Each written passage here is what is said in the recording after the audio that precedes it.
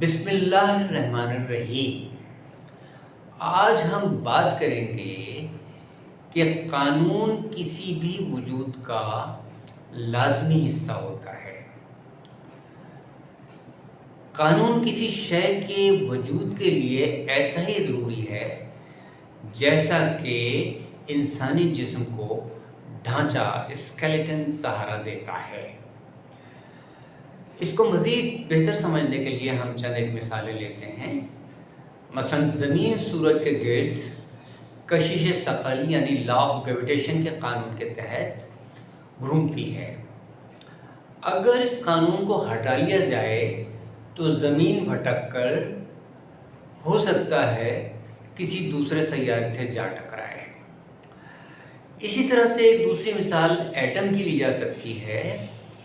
Atom میں electrons اس کے Nucleus کے گرد گھوم رہے ہوتے ہیں اور یہ عمل کولمبز لا کے تحت ہو رہا ہوتا ہے۔ اگر اس لا کو ہٹا لیا جائے تو ایٹم اپنا وجود کھو دے گا اور فنا ہو جائے گا۔ اسی قانون کا اطلاق، اسی اصول کا اطلاق ہم انسانی معاشرے بھی کر سکتے ہیں۔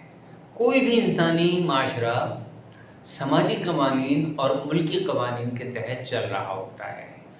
اگر یہ قوانین ہٹا لیے جائیں تو معاشرہ افراتفری اور انتشار کا شکار ہو کر تباہ ہو جائے گا۔ سر ونسٹن چرچل سے دوسری جنگ عظیم کے دوران کسی نے پوچھا کہ آیا ہم برطانیہ والے جیت جائیں گے یا شکست کھائیں گے؟ سر ونسٹن نے پوچھا کہ کیا ہماری عدالتیں آئین و قانون کے تحت کام کر رہی ہیں؟ جواب ملا ہاں۔ انہوں نے کہا پھر ہمیں کوئی طاقت شکست نہیں دے سکتی، اور ایسا ہی ہوا۔ اسی طرح ایک عام شخص بھی اپنی زندگی میں اگر ہر طرح کے اصول اور قوانین کو نظر انداز کر کے اپنی خواہشات کے پیچھے بھاگنے لگے تو ہم دیکھتے ہیں کہ اکثر وہ معاشی اور ذہنی مسائل کا شکار ہونے کے ساتھ ساتھ اپنے اچھے سماجی تعلقات یعنی ریلیشن شپ بھی کھو بیٹھتا ہے۔ حضرت علامہ اقبال نے اس حقیقت کو اپنی نظم شمع اور شائل میں ایک شعر کی شکل میں یوں بیان کیا ہے: دہر میں عیش دوام آئین کی پابندی سے ہے، موج کو آزادیاں سامان شیون ہو گئیں۔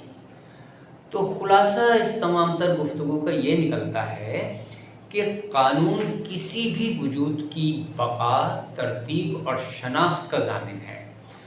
اگر قانون ہٹا دیا جائے تو وجود اپنی ساخت، شکل اور حقیقت کو کھو دیتا ہے۔ شکریہ۔